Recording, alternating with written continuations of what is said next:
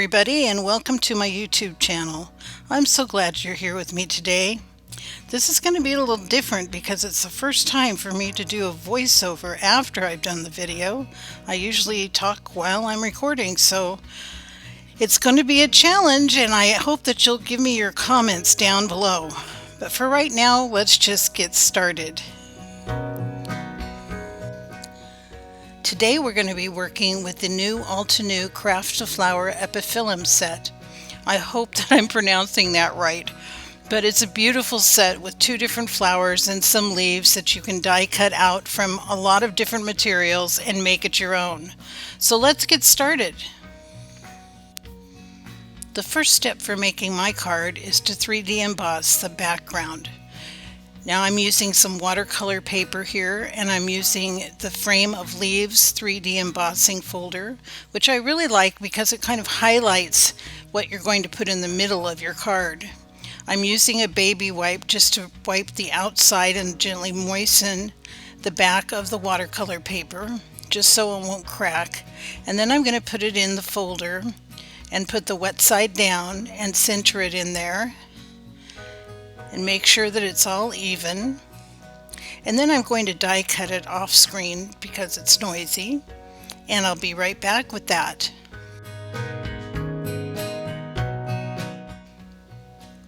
So here's the panel after I embossed it, and you can see it's just surrounded by some beautiful leaves. The next step is to ink the background. So I chose the Green Valley family of crisp dye inks by Altenew, and I'm just taking my brush there and applying them, starting with the lightest color, which is Firefly. I'm getting a good coat of the light color all the way around. Then I move up to the next color, which is Green Field. And the idea here is that you're going to be making a frame. So you want the lightest colors in the inside, and then you just gradually build up the darker colors towards the edges. So after Firefly and Green Field is Shadow Creek. Then I go back just for a second and add some more Firefly in the middle because I didn't think it was quite dark enough there. And finally I'm going around the entire edge with Mountain Pine. So you can see how it's getting darker there on the edges. And that's the idea, to be making a dark frame around the edge, and it gets lighter towards the center where you're going to put your focal point of the flower. So then we're going to move on. Now this is what the flower looks like in real life, and I was so excited to find this particular version because it is pink and orange, and I love pink and orange together. I think it's a throwback to my 1960s upbringing, so I decided that those were the colors I was going to use on my card. So these are the inks that I chose, and I decided that I was going to smoosh the flowers with some watercolors. So I'm using Orange Cream, Autumn Blaze, Fire Brick, Pinkalicious, Fuchsia, and Magenta.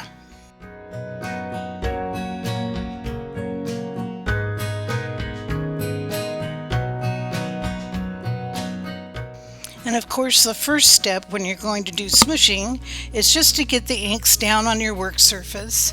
And today I'm using the Altenew silicone work mat.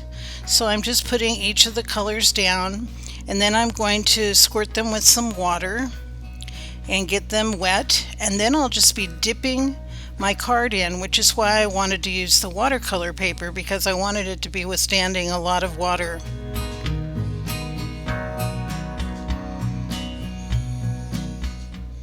So now I've got all the pinks and the oranges down together. I'm going to be squirting that with the water. And then I'm going to be dipping my cardstock in, my watercolor paper in, several times to get that all mixed up and see what I get. So I love these 2 colors together. I think they're so pretty, the pink and the orange. And I'm just going to dip it several times. Then I'm going to dry it in between.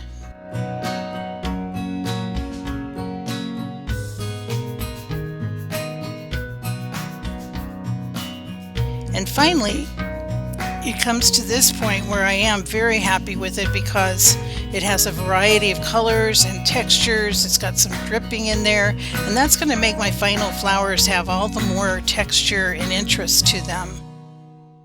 Of course, the next step is to go ahead and die cut the flowers. I went ahead and made 2 more smooshed panels off screen, and then I also cut out some scrap yellow and orange paper for the centers of the flowers. I went ahead and die cut them off screen as well because it's noisy, and here are the resulting pieces. Look how beautiful the pink and orange matches. I just really love it. So then I'm going to add some more dimension by adding some ink around the edges. And of course, this does not have to be perfect. It's just the concept of having something that's not just a flat color. You want to have a little bit of interest to your pieces that just takes it that much further and a step above just doing it plain. So I'm just adding some ink around the edges. I used the dark mountain pine for the leaves, and as you can tell, it's certainly not perfect, but in the end product, nobody is going to tell if it's perfect or not. In fact, nature is not perfect, so it's just fine. You just take one of the detailed blending brushes and just go around the edges of both the leaves and the flowers. For the flowers, I used fire brick going around all the pink and the orange edges. And it just makes a complete difference in the way your final card looks, is to have just these other little touches to them.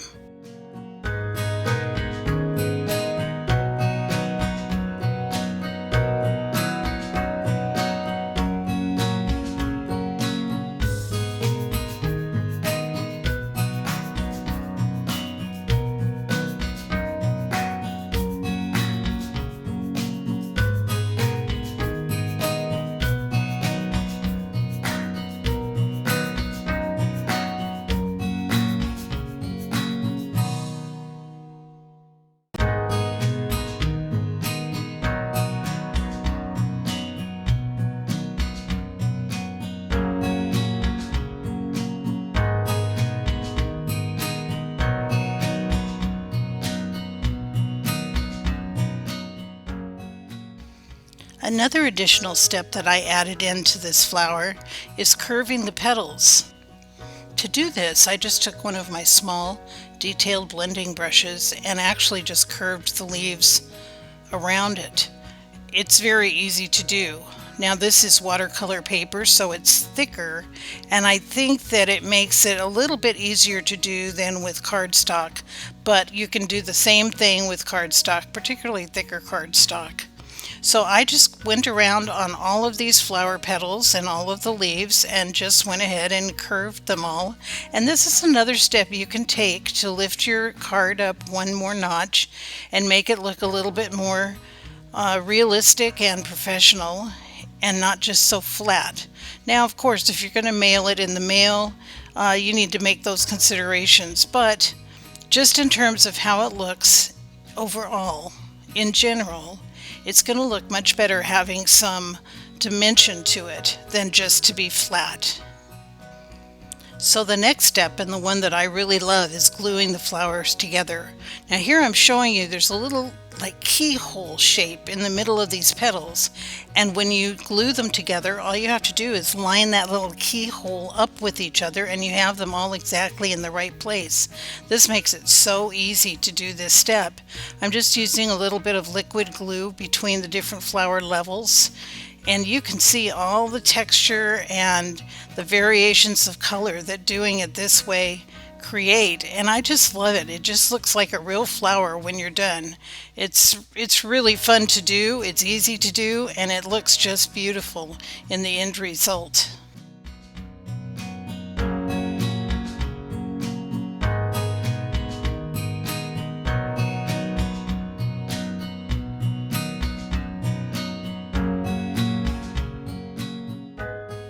Of course, the final step is to go ahead and assemble the whole card.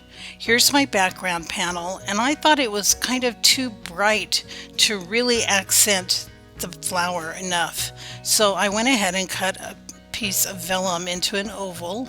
I put some tape on the back of it to glue it behind where the flower was going to go.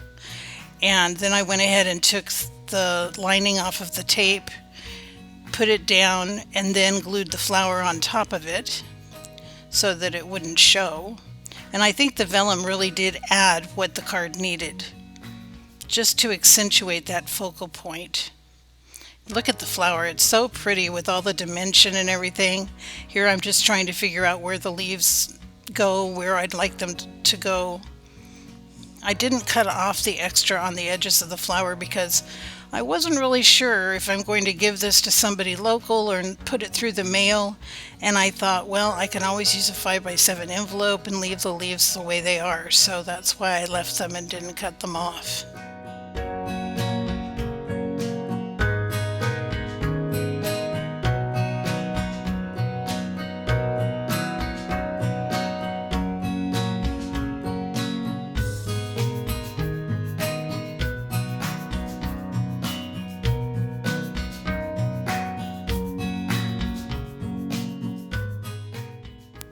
So here I'm finally gluing the flower down, and then I wanted to show you that I cut out a sentiment out of the remaining watercolor paper so it would be the same pink and orange as the flower. I did just because, and of course all the supplies will be listed down below.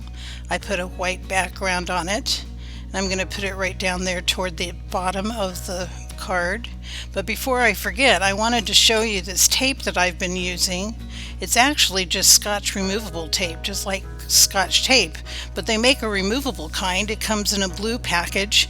I just get it on Amazon, and it works so well, better than any other craft tape I've tried, and it's also super cheap compared to some others. So you might want to look at the supply list and check it out.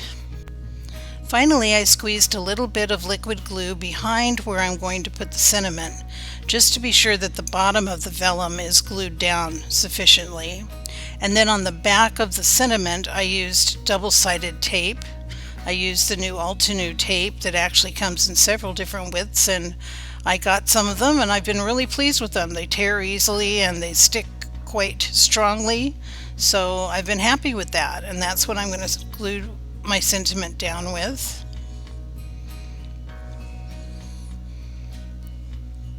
And I think in the end it just looks very pretty. I'm very happy with the card the way that it is. I'm going to add a few embellishments of these little enamel hearts that I have, just to add a little bit of extra onto it, 4 of the hearts in different colors, and we're done. And there it is compared to the actual set of dies, and it's called the Epiphyllum set of Craft Your Flower. And here's the card all done by itself. I am super happy with it. I think it's bright, it's cheerful, and if you liked this, I would sure appreciate it if you would subscribe to my channel. It would mean a lot to me, and also to make comments down below, because I want to know exactly how I can improve to help you in your card making. Thank you so much for watching. I really appreciate it, and I will see you next time.